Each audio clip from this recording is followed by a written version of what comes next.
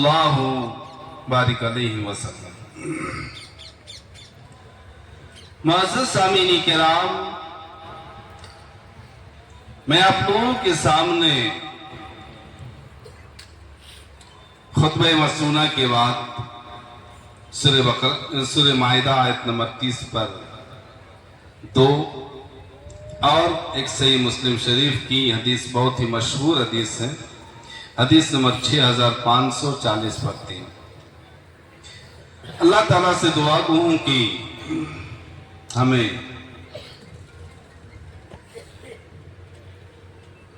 इस आयत और इस हदीस की रोशनी में सही सही बातें बताने और हम सबको इस पर अमल करने की तौफीक अता फरमाए, आमीन। मुअज़्ज़ज़ सामीन किराम, इस्लाम के ताल्लुक से लोगों के बीच में बहुत सारी गलतफहमियां हैं और खास करके जब हम 9/11 से पहले की अगर बात करें तो उससे पहले इस्लाम के ताल्लुक से गैरों को बहुत बड़ी गलतफहमी थी कि इस्लाम एक ऐसा मजहब है जो सिर्फ तलवारों के जरिए से या जुल्म बर्बरियत के जरिए से यहां तक फैला हो। लेकिन उसके बाद लोगों ने इस्लाम का जब मुताला करना शुरू किया तो बहुत से लोगों के जहन में ये जो बात बताई गई थी कि इस्लाम एक क्रूर और जुल्म बर्बरियत का मजहब है, लेकिन हकीकत में लोगों ने जब इस चीज का मुताला किया तो बहुत से गैर इस्लाम के अंदर दाखिल। हम ये कह सकते हैं कि मुसलमानों के अंदर गलतियां हैं, लेकिन इस्लाम के अंदर कोई गलती नहीं है। हमारे मुसलमानों के मुआशरे में मुसलमान गलत हो सकते हैं, बल्कि हैं, लेकिन इस्लामी तालीम कभी भी गलत नहीं है। इस्लाम हमेशा हमें अमन और शांति का पैगाम देता। जरा गौर कीजिए कि इस्लाम जब शुरू में मक्के के अंदर आया, जनाब मोहम्मद रसूलुल्लाह सल्लल्लाहु अलैहि वसल्लम को लोगों ने बहुत सताया, बहुत परेशान किया, सहाबाए किराम को तकलीफें दी, हसीरों में लपेट करके धुआं दिया जाता था और चटियल मैदानों में लिटा करके ऊपर से पत्थर रख दिए जाते थे। जब नमाजें पढ़ी जाती थी तो उसके ऊपर ऊंट की औछड़ियां रख दी जाती थी। एक में निकले तो वहां के लोगों ने इस्लाम कबूल करने के बजाय आपको तकलीफें पहुंचाई, यहां तक कि इतना मारा बेहोश हो गए। लेकिन अल्लाह रब्बुल आलमीन ने फरिश्तों को भेजा और ऑप्शन दी, कहा कि अगर चाहे तो इन ताइफ वालों को इस दुनियाई से खत्म कर दे। अल्लाह के नबी सल्लल्लाहु अलैहि वसल्लम ने कहा कि नहीं, मुझे यकीन है कि इसकी औलादें अनकरीब मुसलमान हों। अगर उस वक्त हम चाहते तो ताइफ वालों को खत्म करा सकते थे।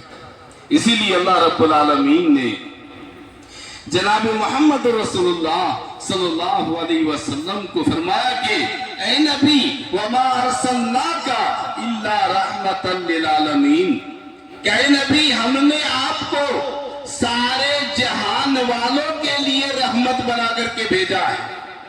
मुसलमानों की ये गलत फहमी है کہ صرف مسلمانوں کا رسول ہے. مسلمانوں کی یہ غلط فہمی ہے کہ اسلام صرف مسلمانوں کا ہے، بلکہ اسلام تو ہر اس شخص کا ہے جو اسلام کو قبول کرے. نبی اور رسول ہر اس شخص کے ہیں جو اس کے پیروکار ہیں، ماننے والے ہیں. صرف مسلمانوں کا نبی یا رسول نہیں.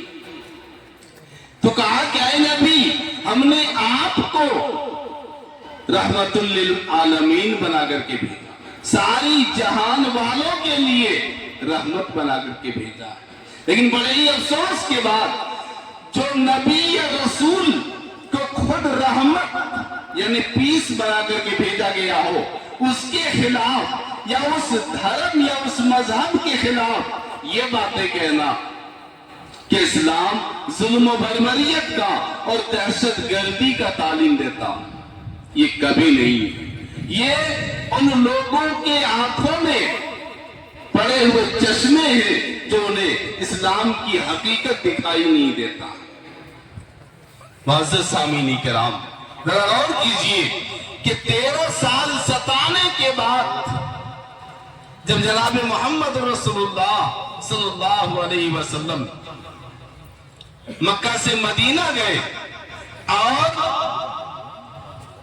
مدینے میں جا کر کے مسلمانوں کی ایک اچھی خاصی تعداد بڑھی اور صرف 8 سال کے اندر مکے کے اندر بڑے ہی شان اور شوکت کے ساتھ داخل ہوتے ہیں. اگر چاہتے تو اس وقت کفار مکہ کو بھی اب سزا دے سکتے تھے، کفار مکہ کو وہاں پر ختم کر سکتے تھے، لیکن جناب محمد رسول اللہ صلی اللہ علیہ وسلم نے فرمایا لا تثریب علیکم اليوم، آج تمہارے اوپر کوئی سرزنش نہیں ہے، تم سب آزاد ہو. معزز سامعین کرام، جو مذہب، جو اسلام، یہاں تک کہ اگر ایک مسلمان کے ہاتھوں سے، اس کی زبان سے اگر کسی کو بھی تکلیف پہنچ جائے تو مسلمان کہلانے کا حق نہیں. ذرا غور کیجئے کہ من سلم المسلمون من لسانی و یدی، کہ مسلمان وہ ہے جس کی زبان سے اور جس کی ہاتھوں سے دوسرے لوگ محفوظ ہوں. ذرا غور کریں کہ اسلام نے ایسی تعلیم دی ہے کہ مسلمان اپنی زبان سے یا اپنی ہاتھ سے کسی اور کو تکلیف نہ پہنچا سکتا ہو.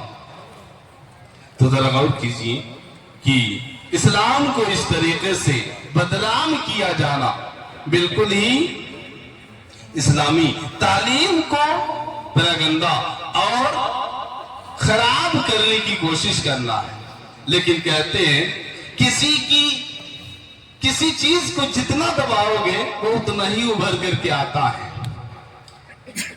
ایک ٹائم ایسا ہوتا ہے کہ لوگ ایسے عام طور پر مسجدوں میں نہیں آتے ہیں، مسجدوں کے قریب نہیں جاتے ہیں، پہلے یہ مسلمان ہوں، لیکن جیسے ہی غیر پابندیاں اگر لگانی شروع کر دیں تو الحمدللہ ان کے ایمان جاگ جاتے ہیں. ایک طریقے سے جو غیر کر رہے ہیں مسلمانوں کو جگانے ہی کا ایک کام ہو رہا ہے. معزز سامعین کرام، تو اسلامی تعلیم یہاں تک کہ کسی کو تکلیف دینا یہ اسلامی تعلیم نہیں ہے. بھائی یہ دیکھتے ہیں قرآن کریم کی جو آیت میں نے پڑھی تھی، اس آیت کا اندازہ کیجئے. اللہ رب العالمین نے فرمایا کہ من قتل نفسا بغیر نفس او فسادا فی الارض، کہ جس شخص نے بغیر حق کے کسی جان کو قتل کیا یا زمین میں فساد پھیلائی، فکأنما قتل الناس جميعا، کہا کہ سارے انسانیت کے قتل کی برابر ہے. کسی ایک انسان کو، کسی ایک نفس کو اگر ہم نے قتل کیا تو پورے انسانیت کے قتل کے برابر ہے. وَمَنْ أَحْيَاهَا فَكَأَنَّمَا أَحْيَا النَّاسَ جَمِيعًا. اگر کسی شخص نے ایک انسان کو اگر بچایا تو پوری انسانیت کو انہوں نے گویا کہ بچایا. اگر غور کیجئے کہ جو اسلام یہاں تک تعلیم دیتا ہو کہ اگر کسی ایک کی بھی اگر کسی نے تکلیف پہنچائی ہے، کسی ایک کو بھی اگر قتل کیا ہے تو پوری انسانیت کے قتل کو برابر قرار دیا گیا ہے. وہیں پر اگر کوئی شخص کی ایک جان کی وہ جان بچا لیتا ہے تو گویا کہ پورے انسانیت کو وہ بچا لے رہا ہے. معزز سامعین کرام، اسی لیے اللہ رب العالمین نے فرمایا کہ وَكَتَبْنَا عَلَيْهِ، ہم نے یہودیوں کے اوپر یہ لکھ دیا ہے، فرض کیا گیا کہ آنکھ کے بدلے آنکھ، کان کے بدلے کان، اور اسی طریقے سے ناک کے بدلے ناک، اور کہا کہ قصاص میں ہی زندگی ہے. معزز سامعین کرام، یہاں پر یہ کہا گیا کہ اگر کسی شخص نے کسی کو تکلیف پہنچائی ہے بدلہ لے سکتا ہے. بعد میں یہ ضرور کہا گیا کہ اگر وہ معاف کر دے تو بہتر ہے، لیکن اسلام نے یہاں تک یہ تعلیم دی ہے کہ وہ بدلہ لے سکتا ہے تاکہ دوسرا اسے سبق حاصل کر سکے. معزز سامعین کرام، اسلام کے اندر اسلامی تعلیم اور اللہ رب العالمین کو جو سب سے پسند ہے وہ چیز ہے تقوی کی زندگی. اب یہ انسان کیسے ہیں، کالے ہیں، گورے ہیں، کیسے ہیں، اللہ رب العالمین کو کوئی فرق نہیں پڑتا. بلال حبشی رضی اللہ تعالیٰ عنہ جیسے کالے کلوٹے اگر جنتی ہو سکتے ہیں تو ابو جہل جیسے گورے چٹے بھی جہنمی بن سکتا ہے. اللہ کے نبی صلی اللہ علیہ وسلم نے فرمایا کہ لا فضل لعربی علی عجمی، کہا کہ کسی عربی کی عجمی پر کوئی فضیلت نہیں ہے، اور نہ ہی کسی عجمی کی عربی پر کوئی فضیلت ہے، نہ ہی کسی کالے کو گورے پر فضیلت ہے، اور نہ ہی کسی گورے کو کسی کالے پر کوئی فضیلت، الا بالتقوی، تقوی کی بنیاد پر ہے. انسان کو اللہ رب العالمین تقوی کی زندگی اختیار کرنے کا حکم دیتا ہے، اور کسی ایک شخص کو بھی تکلیف پہنچانا یہ تقوی کے خلاف ہے. تقوی اس چیز کی اجازت نہیں دیتا ہے کہ ہم کسی بھی ایک انسان کو تکلیف پہنچائیں. جناب محمد رسول اللہ صلی اللہ علیہ وسلم نے یہاں تک تعلیم دی ہے، کہا کہ لوگوں اگر تمہیں جانور ذبح کرنی ہے تو چھری کو تیز کر دو تاکہ اس سے تکلیف نہ ہو. معزز سامعین کرام، جیسا کہ صحیح مسلم شریف کی حدیث میں اللہ کے نبی صلی اللہ علیہ وسلم نے فرمایا کہ ان اللہ لا ينظر الى صورکم واموالکم،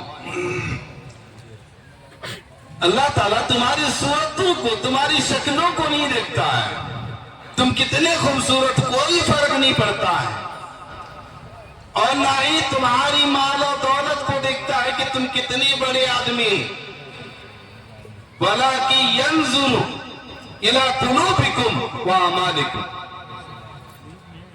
لیکن اللہ رب العالمین تمہارے دلوں کو، تمہارے اعمال کو دیکھتا ہے. معزز سامعین کرام، ان آیتوں اور حدیثوں سے یہ معلوم ہوا کہ ہم نے جو ابھی روزے رکھے ہیں، کیا ہم متقی بن گئے؟ کیا ہم نے وہ کام چھوڑ دی جو اس سے پہلے کرتے تھے، یا آئندہ نہ کرنے کا عزم کر لیا ہو؟ تو متقی بنے رہنا یہ بہت ضروری ہے. رمضان تو ایک ٹیسٹ تھا، ٹیسٹ میں تو سبھی نکل جاتے ہیں، فائنل جب ایگزام آتا ہے تب وہ آہستہ آہستہ نکلنے لگتے ہیں۔ یہی رمضان، بھلے ہی ہم رمضان کے اندر ایک ٹیسٹ تھا، اب اس کے بعد اصل ایگزام شروع ہوتا ہے کہ ابھی دیکھو یہاں سے جانے کے بعد مسجد آدھی کی آدھی ہو جائے گی، یہ تقوی کے خلاف۔ تقوی کا مطلب ہے اللہ رب العالمین سے ڈرنا، یعنی ہر وہ کام چھوڑ دینا جو شریعت کے خلاف، ہر وہ کام کرنا جو شریعت نے ہمیں حکم دیا۔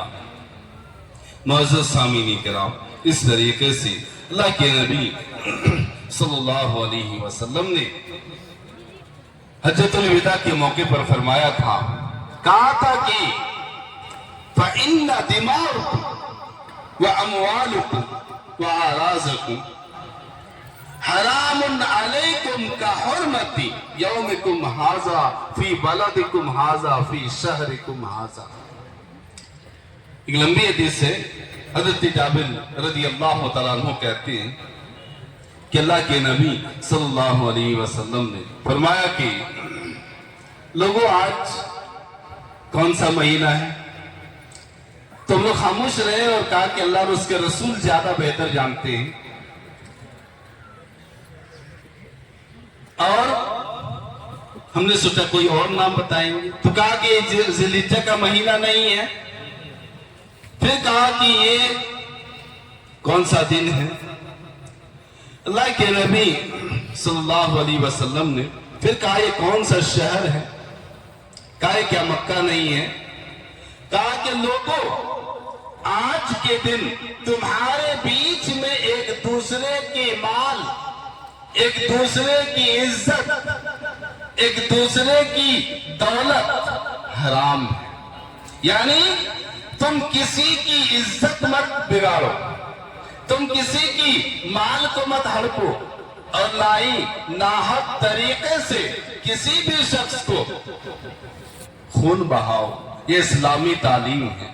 معزز سامعین کرام، ابھی آئیے تھوڑا سا اعتراض کچھ لوگوں کو یا غیروں کو اکثر ہوتے رہتا ہے کہ اسلام کے اندر اتنے کروڑ ہیں کہ اگر چوری کرے تو ہاتھ کاٹ دو، زنا کرے تو رجم کر دو، یا پھر اسی طریقے سے کسی کو قتل کیا ہے اسے قتل کر دو۔ تھوڑی دیر کے لیے ہر سکے کی، ہر کوئنز کے ڈبل پہلو ہوتے ہیں، دوسرے پہلو کو بھی دیکھو۔ اسلامی تعلیم سے پہلے مکے کے اندر، خاص مکے کی جو حالت تھی، لوٹنا، ڈکیتی کرنا، لوگوں کو پریشان کرنا ان لوگوں کی فطرت تھی، لیکن اسلامی تعلیم نے لوگوں کو یہ تعلیم دی کہ وہ ایک دوسرے کی عزت کرنے لگے، ایک دوسرے کی مال کی حفاظت کرنے لگے۔ اب اگر کوئی چوری کرتا ہے،